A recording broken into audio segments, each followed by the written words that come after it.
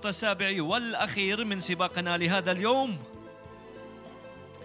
It looks ready to run. Stand by for the last race. They are off and racing. انطلق الشوط السابع على كأس راشد عبد الرحمن الجسمي لمسافة 1800 متر بمشاركة 15 من الجياد المستوردة. زدوان هو اللي يطير من البداية ويتصدر السباق، وثم يأتي الرجيك رياكشن بمحاذاة السياج في المركز الثاني، والمركز الثالث هنالك جيف تايم، بينما المركز الرابع هنالك بهيميان ديزرت. إذن زدوان لا زال هو اللي يتصدر السباق، بينما الرجيك رياكشن يأتي في المركز الثاني، بهيميان ديزرت في المركز الثالث، بينما وكامي في محاذاة السياج في المركز الرابع. جيف تايم يأتي خامسا، وأيضا في المركز السادس هنالك Taking Liberties وفيد ذا جوتر في المركز السابع، ومن ثم يأتينا أيضا هنالك Equivalent وأيضا 4 and 8 وأيضا Among Equals، وتأخر لجدينة جوميرا وتليفونو في آخر الجياد.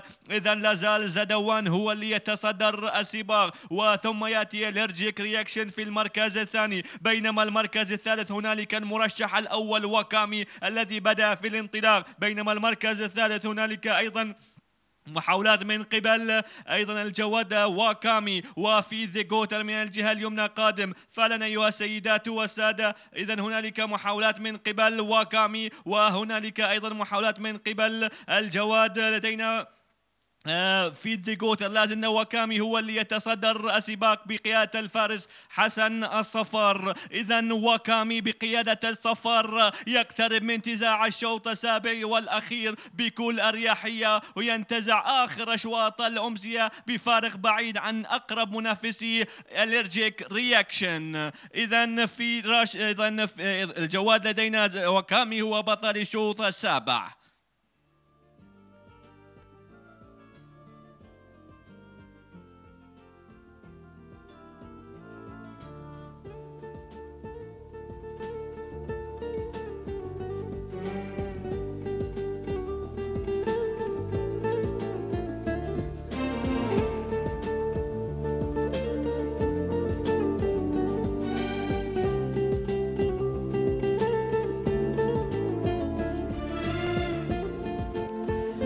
So the winner of race number 7, the last race after Rashid Abdul Rahman Al Jasmi Cup, number 15 Wakami, ridden by Hassan Al Safar.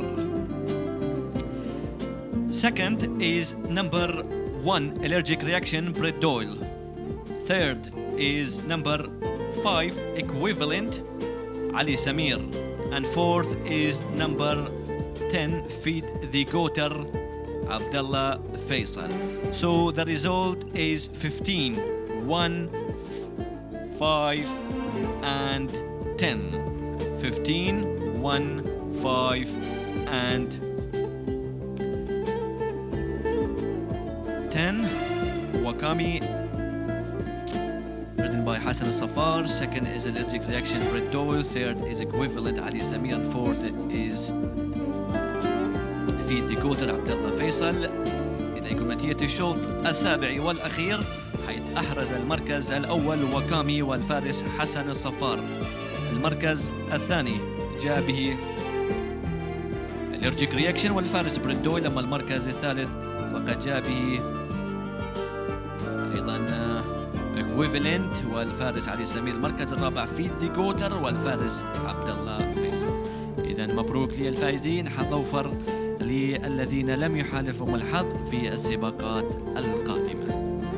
مشاهدينا الكرام، محمد عبد الرحمن الجسمي يسلم الكأس إلى فوزي عبد الله ناس، ويستلمه مباشرة عبد الله فوزي ناس، وأيضا حسن الصفار. هو الحصان باسم عبد الله.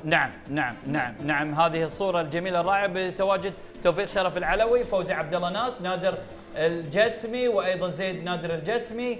ما شاء الله تبارك الرحمن، عائلة الجسمي كلها متواجدة في شوطه الأخير كما تابعنا مشاهدينا الكرام. والجادل أيضا بنت نادر الجسمي. هذه الصورة واللقطة الأخيرة من عمر السباق 18. أبو خليفة، كلمة أخيرة قبل ما نختم والانطلاق إن شاء الله والاستعداد لكأس جلالة الملك، الله يحفظه ويطول عمره. هذا اللي يعني بقينا نعرف إن شاء الله والاستعداد للأسبوع القادم. هو يعني الاستعداد بدأ من بداية الموسم، نعم. من بدايه الموسم بدأ الاستعداد حق الاسبوع القادم. نعم. واعتقد ان الخيل كلها جهزت والاسماء معروفه اللي راح تشارك في باذن الله. يعني المهرجان الكبير اللي على كاس الوالد الفارس الاول لمملكه البحرين سيدي صاحب